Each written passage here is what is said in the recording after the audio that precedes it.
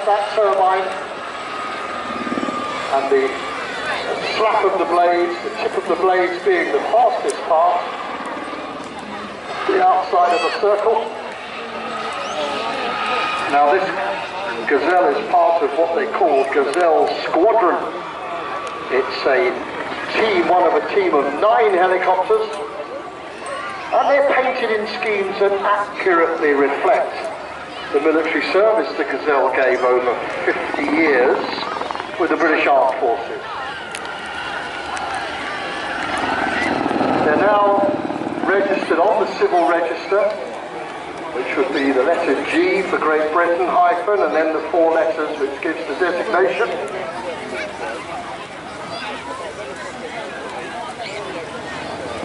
This team was formed to perform at air shows and also static displays. They're based in Hurstbourne, Tarrant in Hampshire.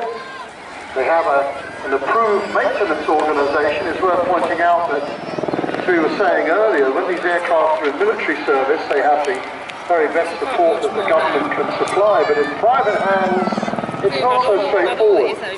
Obtaining spares and parts and training pilots is not quite the same as when in military service.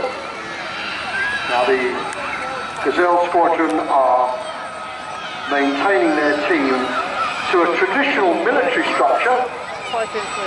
So there's civilian personnel, but a lot of former military pilots, of course, engineers, ground crew, and their background varies from the Royal Navy's Sharks and the Army Air Corps display teams. So that's how they're able to entertain us here this afternoon at the Air Festival with this lovely example of the Gazelle helicopter. I should have said the Weston Gazelle. There's the connection with Weston, of course, a manufacturer very close to your hearts here in Weston-super-Mare. So this aeroplane is coming home today, not far from where it was put together. You can hear that turbine forcing that hot jet gas over the gearing that turns that blade on the top. That's pretty well the principle. It's hot gas driving that shaft above to blast the hot gas out of the jet engine. Very, very simple device, but very effective, very powerful. Now, of course, the Weston Gazelle was a multinational design. It wasn't designed exclusively in the United Kingdom. It was a partnership with Swood Aviation, or who we know now as Airbus Helicopters. And Westland of Yeovil, just down the road there, had a license to build these helicopters in agreement with Swood Aviation. And nearly 300 of this type came out of the factory, and 282 going to the British Armed Forces. That's why I'm mentioning that the team at Gazelle Squadron supports charities as well, noble causes. Naomi House, Jack's Place, Julia's House and Blesma are the nominated charities. They fly the Father Christmas and the Easter Bunny to children to deliver presents and Christmas eggs at Easter.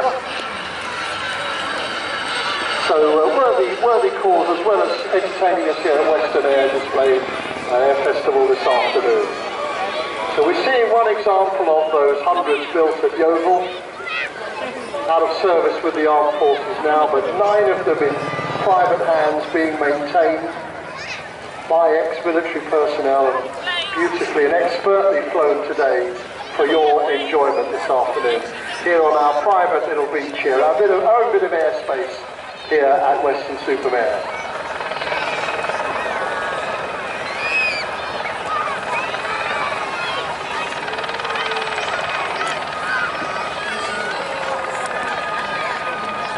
Well, it's the only aircraft, interestingly, to serve with all of the armed forces, the Royal Air Force, the Navy and the Army Air Corps.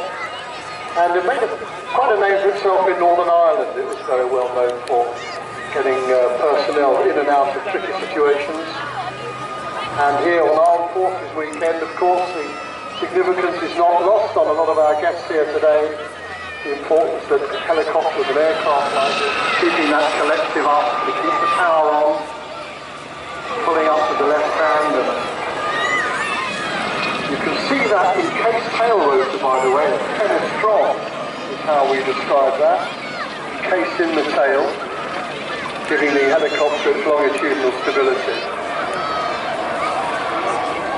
So we've been entertained here at the Air Festival by Gazelle Squadron, and they're showing us a little bit of helicopter history.